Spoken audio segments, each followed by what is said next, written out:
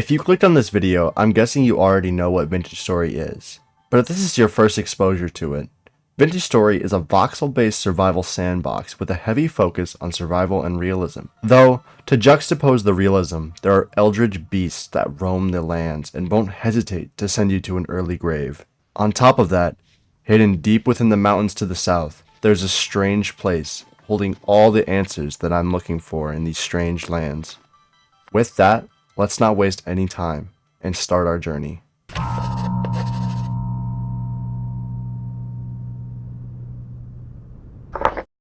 After emerging, I chose the Blackguard class.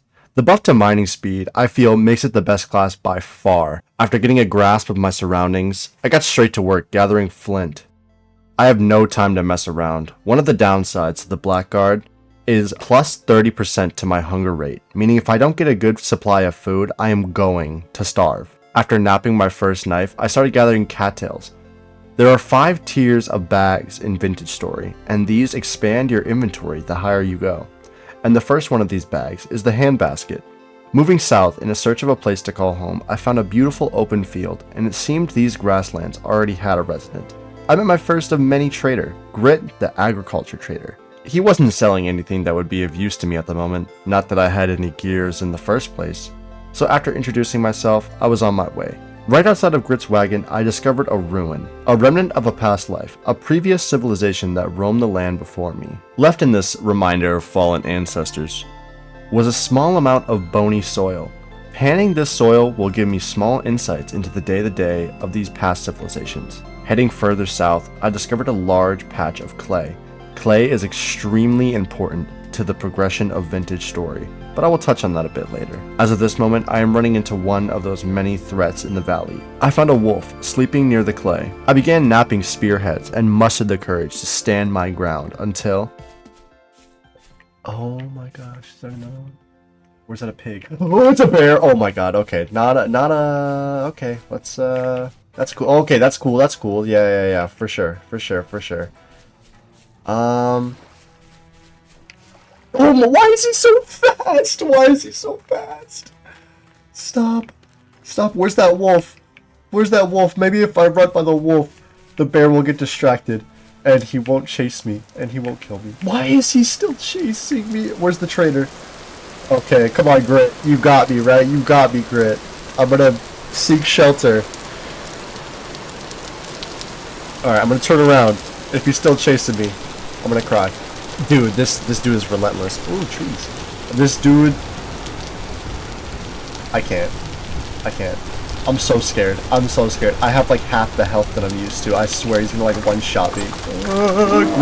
Grit. After cowering in fear with Grit, I was fairly certain the bear had lost interest. And because of that little incident, I decided I need some sort of house. A little shelter just to get me through the night. And somewhere to hide when the animals decide they have a problem with me. So I made my way towards the cliffs, figuring if I built my shelter on a cliff, I wouldn't have to build all 4 walls. As the sun began to set, I constructed a fire to get me through the long night. In true survival game fashion, I decided to make a dirt shack for my starter house. And without a bed, I needed something to fill my night. Using the clay I gathered earlier that day, I started to form the clay into pots, bowls, crocks, and crucibles. Alongside all of those, I made several tool molds. All will be important in the coming days. After crawling out of my hidey hole and seeing the beautiful sunrise, I put the last few finishing touches on my house. It isn't anything special, but it will definitely serve me well. To kickstart my second day, I began gathering materials for a pit kiln. Before we can use anything made out of clay, it first needs to be fired. There are 2 ways of firing clay products, and the only one we have access to at the moment is a pit kiln. To construct one of these, we need 10 grass, 8 sticks, and 4 firewood. The materials are relatively easy to gather. Sticks can be rather tedious with the amount of pit kilns we need to make to fire all of the items. So the entirety of day 2 was spent gathering sticks. Pit kilns take 20 hours to burn, so the sooner I light, the better. Emerging from my dirt shack at the start of day 3, I realized I had quite the food problem. So I spent some time harvesting mushrooms. I even managed to take on a few wolves. The meat you get from wolves, bears, raccoons, and foxes is not the most nutritious, but it's better than nothing.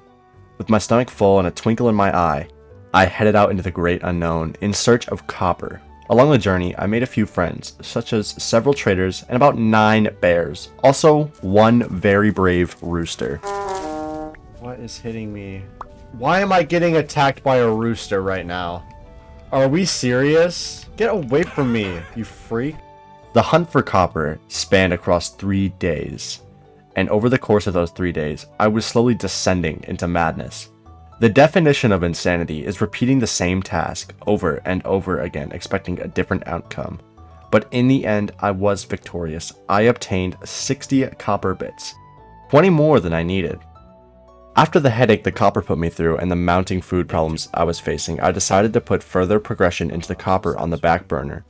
Only making a pickaxe, a hammer, and a prospecting pickaxe for the time being, it was important to get a small farm up and running. This would not solve my food problems immediately, but would be extremely useful down the line.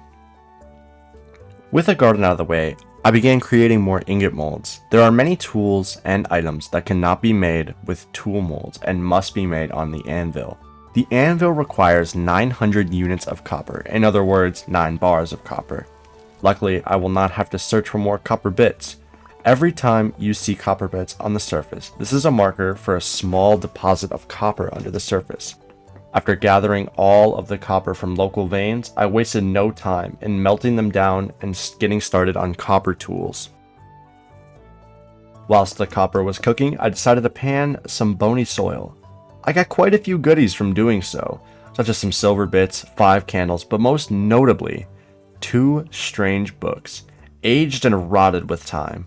Allow me to read one for you. I woke up in the dark. Everything dark, everything painful, every breath in agony. Waiting changed nothing. I started crawling. I couldn't keep track of how long, weeks, months, maybe. All the tunnels had changed. Not that I could remember the way up anymore. I'd feel my way forward, finding dead end after dead end, digging with my hands when I could, hearing other things down there with me. Eventually, I found my way out. Everything changed. Green again, brown, and red, and blue. Life returned. I could finally look at myself. Everything still hurts. I was broken. Flesh half gone, joints missing, no leg. I can't remember what happened after the black sick reached my head.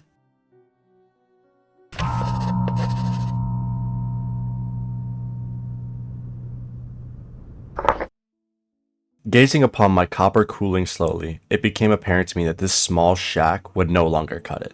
With no room to move about my own living situation, I immediately began work clearing an area for a new place to call home, and the humble start of something beautiful. For the next month, I worked tirelessly. My days spent chiseling the walls and gathering resources on the surface, my nights spent underground with those terrible beasts calling to me in these darkened tunnels.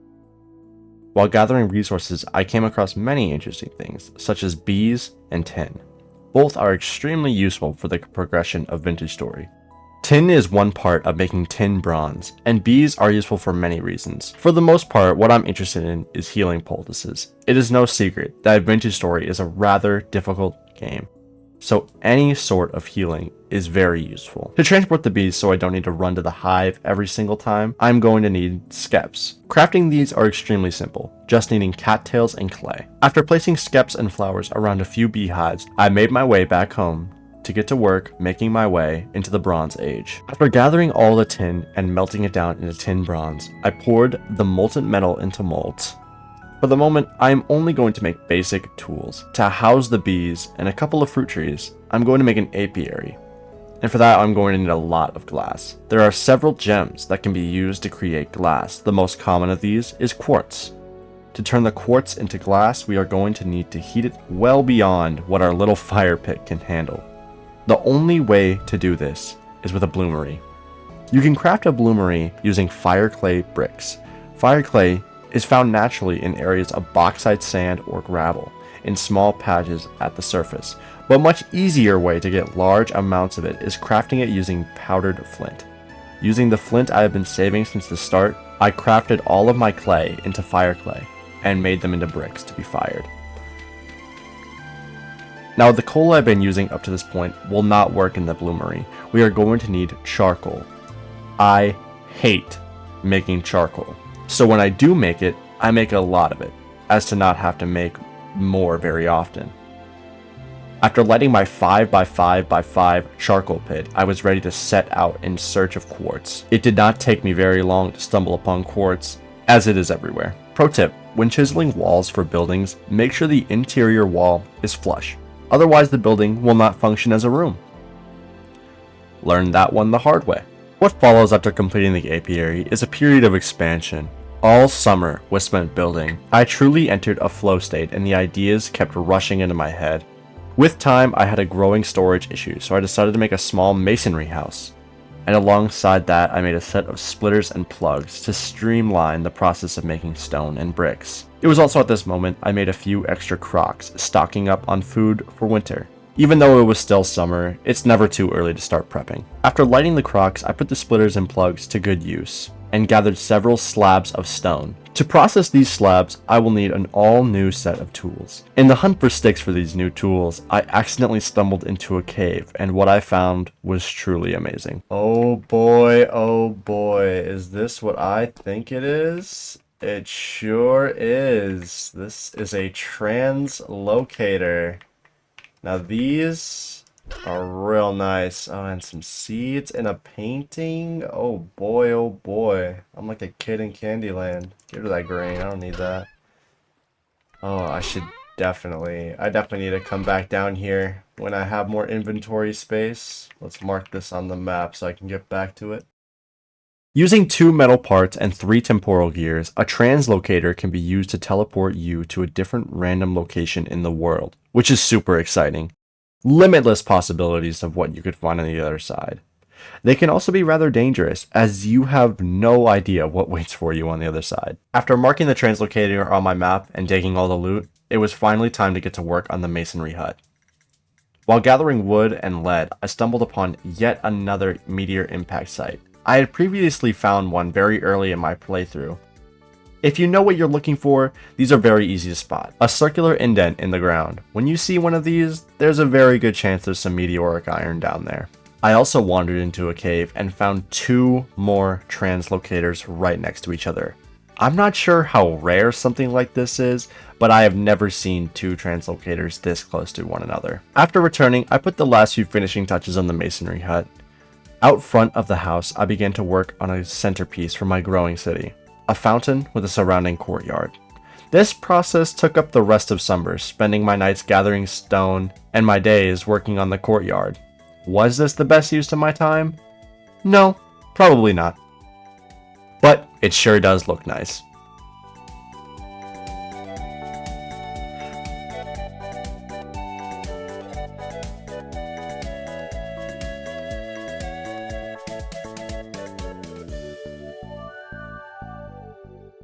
While working on this project, I was drying a staff for a bow. As a blackguard, I do not have a whole lot of range accuracy, but it's still useful to have one. Over the course of my playthrough, I have been slowly upgrading my bags from hand baskets to linen sacks. But it's time to focus on further upgrades to backpacks. Backpacks require leather. Leather is one of the most useful resources in Vintage Story. Used in crafting backpacks, as I just said, and almost every type of armor. To turn hides into leather, we will first need to soak them in lime water. We have little to no amount of lime at the moment, and I figured the best shot at finding some lime would be to take the translocator. As soon as I got transported, I realized I was very deep underground. The deeper you go, the more powerful the enemies are, so I can't waste any time. I need to get to the surface right away. While digging up, this happened. Can you— Why can you do that? Why can you do that? Why can you do that? Why can you do that? Why can you do that? Why can you climb ladders? I don't—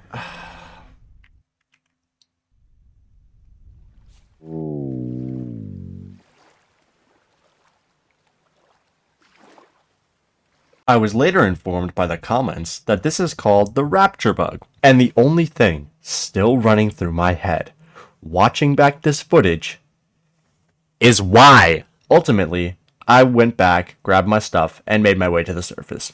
There was absolutely no lime in sight, only a few ruins and a trader. Going home with my tail between my legs, I had one last chance for lime. There is a commodities trader not too far from my house, and they sometimes sell lime. It was certainly worth a shot, so I made my way over. What's up, man? 9, 1, 2, 3, 4, 5, 6, 7, 8, 9. Thanks, man. It's been a rough couple days for me. Returning home, I started my first batch of leather. For the moment, all of my tanning barrels are outside of my house, and that simply won't do. I got to work planning a tannery building to house the barrels. In addition to that, using the bear hides I've been saving, I made my first set of armor. It won't offer much protection, but something is better than nothing, and it makes me look really cool. After debating with myself for almost a day on where to put the tannery, I decided on right behind the smithy. By this point, I have house building down to a science, and it did not take me long to finish the tannery exterior. The interior was also fairly simple. I added a slight loft to hold all the hides that we have, and soon all of the leatherworking stuff will be moved into the tannery. Walking out of the tannery and looking at my fountain, I was tired of looking at a boring top, so I began work on something that would turn this place truly into something special.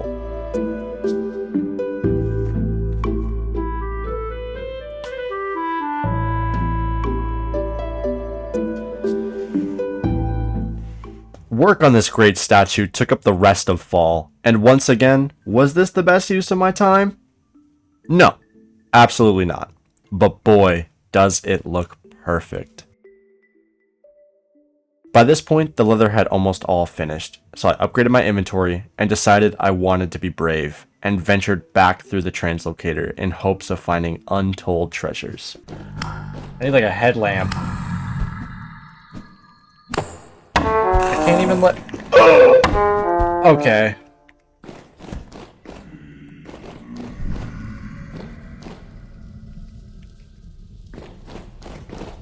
Go away! Oh my god. Man, why do they do so much damage?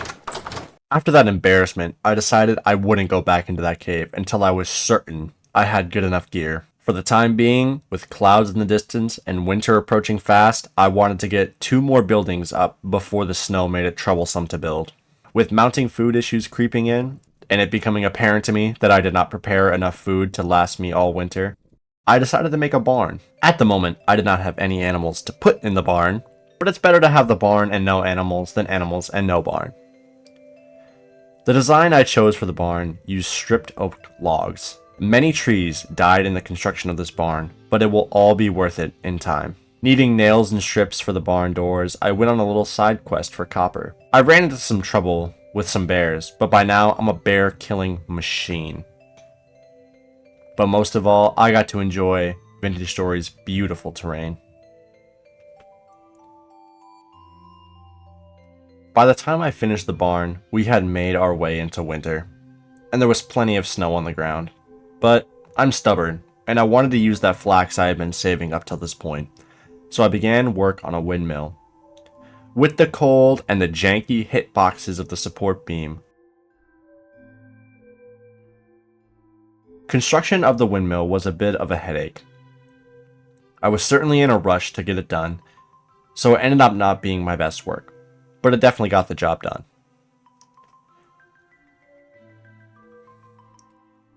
For now at least, with the weather getting colder and colder, it makes it harder to build. So I decided to spend most of January smithing my first set of plate armor. This will definitely provide way better protection than the bear hide armor. And it also makes me look rather snazzy, don't you think? Now, the armor does come with a few downsides, such as an increased hunger rate and decreasing my speed. So for the most part, I won't be wearing it. But now that I am properly protected, I ventured into the cave once more. And for the most part, it was a bust. The only thing of note was a Sawblade Locust that dropped some Jonas parts, but that is extremely late game stuff right there, and not super important right now. Feeling nice and confident after the cave dive, I decided to activate one of the other translocators I had found. Once again, nothing of note in the cave, only a few ruins on the surface area. Leaving that cave, I was notified of a heavy temporal storm rolling in. Up to this point, I have cowered in my home during temporal storms, but with my new set of armor, I was feeling confident that I could fight the storm head on. Oh boy. Oh, I don't like this one little bit. I can't see anything.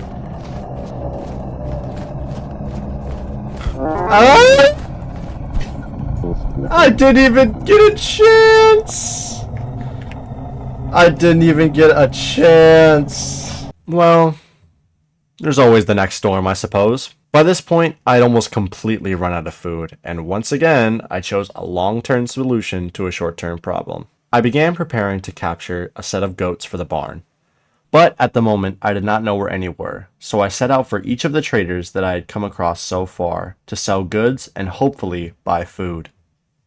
On my journey, I came across a small valley with almost a dozen goats, taking note of the area to come back later with proper baits and traps. The last trader I visited on my route had an interesting tale to tell me in the location of a large cavern with bountiful riches and deep-seated secrets.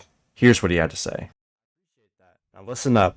I found it a couple weeks back, a massive cavern with a huge looming figure within it. Scared me senseless, so I got out of there real quick. But I could tell, it's gotta be full of treasure. Full of trouble too, no doubt. Here's a map to get you there. If you're going, make sure you're prepared. No easy trek through these tunnels. Alright. Map to the Resonance Archive.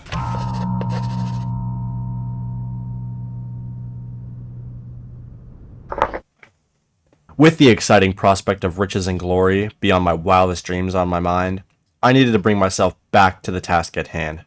Goats. Near the trader, I heard a lone goat, separate from the rest. Being in an open field, I thought I would give chasing it all the way home a try. And for the most part, it was relatively painless, until he kamikazed himself into a cave and I spent the next 20 minutes getting him out. No, keep going, keep going. Keep going. Oh, yes. But that's nothing compared to the headache I was about to endure at the hands of the goats. Well, hooves, I suppose. After successfully convincing the goat to go into the barn and plugged the hole, I made my way back to the valley, setting 2 large traps with parsnips as bait. Then I waited, and waited, and nothing. Did you know there is only one animal in the game that eats parsnips? And I'll tell you this, it's not goats, it's bunnies. I didn't. Feeling defeated by the goats, I tried the chasing strategy, since it worked so well last time. But with the hilly terrain and the pathfinding of the goats being abhorrent, it didn't work as well. Inevitably, it started getting dark, and I had to head home. After reading the wiki and realizing the horrible error I had made with the trap, I headed back to the valley, confident that I would catch my prey this time. Setting the traps with turnips in place of parsnips, I wasn't very confident that it would even work, so I decided to give the chasing method another try. Unsurprisingly, it didn't work. And once again, it was getting dark. I went home with my tail between my legs. Returning to the valley, I was very surprised. Very pleasantly surprised. The trap had worked, and I breathed a sigh of relief. My torture is finally over. With the animals situated and all taken care of, I shifted my focus to preparing to venture into the Resonance Archive. At this moment, I lacked a lot of supplies that I would need for the journey, mainly food. So with my last few gears, I went back to the traders and bought enough food to last me the trip. Gathering up all my spears and poultices, I stepped out of my house, ready to face the unknown.